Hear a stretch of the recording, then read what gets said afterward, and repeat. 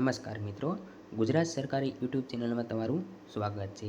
આજે આપણે વાત કરીશું કે જે પણ ઘરમાં લોકોને એલપીજી જે છે ગેસ છે તેની અપડેટ સરકારે જાહેર આપી છે।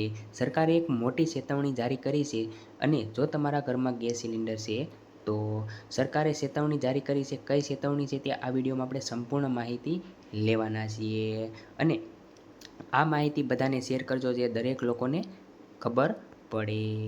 અને જો તમે અમારી ચેનલમાં ન હોય તો ચેનલને લાઇક, શેર અને સબસ્ક્રાઈબ કરી દેજો અને બેલ નોટિફિકેશન ઓન કરી દેજો। તો વિડીયો ચાલુ કરીએ। તેમાં વાત કરીએ તો શું તમે એવા લોકોમાંથી એક છો જેમના ઘરમાં પાઇપ ગેસ અને એલપીજી સિલિન્ડર ખૂણામાં પડેલો છે?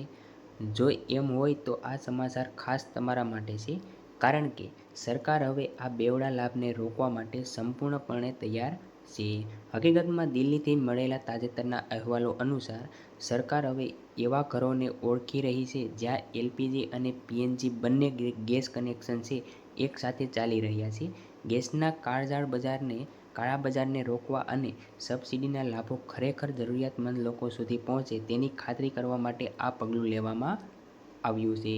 આગળ વાત કરીએ તો ગયા મહિને સરકારે એક કડક આદેશ જારી કર્યો હતો, જેમાં સ્પષ્ટપણે કહેવામાં આવ્યું હતું કે પાઇપ દ્વારા રાંધણ ગેસ એટલે કે પીએનજી મેળવતા ઘરો હવે સબસિડીવાળા ઘરેલું એલપીજી સિલિન્ડર રાખી શકશે નહીં। જે ઘરગથ્થુ જે છે રાંધણ ગેસ જે છે તે હવે એલપીજી ગેસ સિલિન્ડર રાખી શકશે નહીં। 14 માર્ચ પેટ્રોલિયમ અને કુદરતી ગેસ મંત્રાલયે આવશ્યક ચીજવસ્તુ અધિનિયમ હેઠળ જૂના નિયમોમાં સુધારો કર્યો છે, જેનાથી પીએનજી ગેસ કનેક્શન ધરાવતા લોકો માટે તાત્કાલિક તેમના ઘરેલું એલપીજી કનેક્શનનો ત્યાગ કરવો ફરજિયાત બન્યો હતો।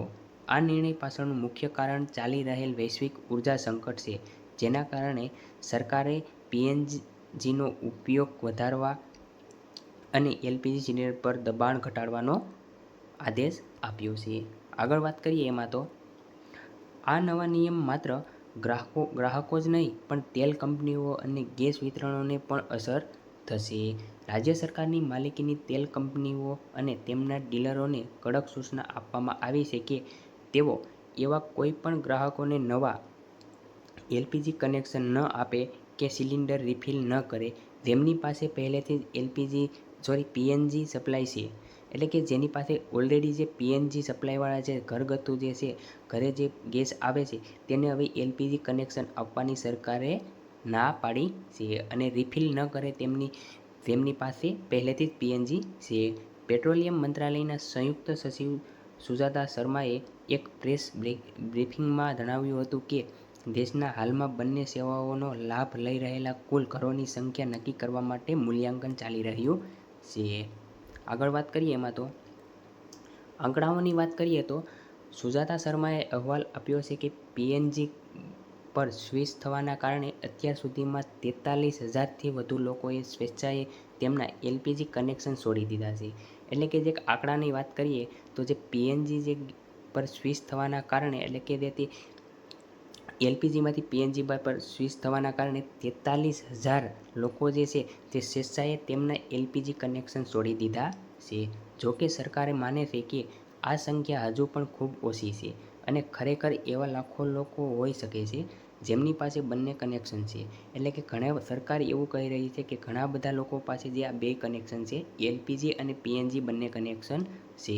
આગળ વાત કરીએ તો સરકાર હવે ડેટા દ્વારા આ લોકો સુધી પહોંચવાનો પ્રયાસ કરી રહી છે, જેથી કડક અમલીકરણ સુનિશ્ચિત કરી શકાય અને જેઓ તેમના કનેક્શન છોડી દેવાનો ઇનકાર કરે છે તેમની સામે કાયદેસરની કાર્યવાહી સરકાર દ્વારા કરવામાં આવશે। આગળ વાત કરીએ આપણે તો આ સરકારી આદેશનો મુખ્ય ઉદ્દેશ્ય પાઇપ ગેસની પહોંચ વિનાના પરિવારોને પ્રાથમિકતા આપવાનો છે। ભારત તેમના લગભગ 88% ક્રૂડ ઓઇલ અને 50% કુદરતી ગેસ અને 60% એલપીજી ગેસ છે જરૂરિયાત વિદેશથી આયાત કરે છે। તેથી કોઈપણ આંતરરાષ્ટ્રીય તણાવ ભારતમાં ગેસ અને તેલના પુરવઠા પર સીધી અસર કરે છે। હાલમાં પશ્ચિમ એશિયામાં ચાલી રહેલી પરિસ્થિતિ પુરવઠા શૃંખલામાં નોંધપાત્ર વિક્ષેપો લાવી રહી છે, જેના કારણે સ્થાનિક સંસાધનોનો અસરકારક રીતે ઉપયોગ કરવો મહત્વપૂર્ણ બની રહ્યો છે। જેમાં સરકારને તે પરિવારને જે છે તે ગેસની સુવિધા પહોંચાડવા માટે લગભગ 88% ક્રૂડ ઓઇલની તે આયાત કરે છે સરકાર, અને 50% જે છે તે કુદરતી ગેસની આયાત કરે છે, અને 60% જે છે તે એલપીજી ગેસની જરૂરિયાત વિદેશથી આયાત કરે છે સરકાર.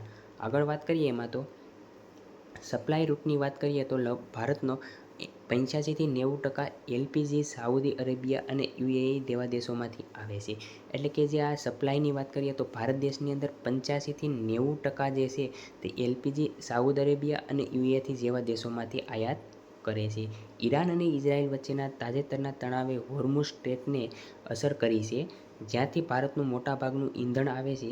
જ્યારે ભારત રશિયા જેવા દેશો પાસેથી તેલ ખરીદીને મોટાભાગે ક્રૂડ ઓઇલની અછતને પહોંચી વળ્યું છે, ત્યારે ગેસ સપ્લાય એ મહત્વપૂર્ણ પડકાર છે.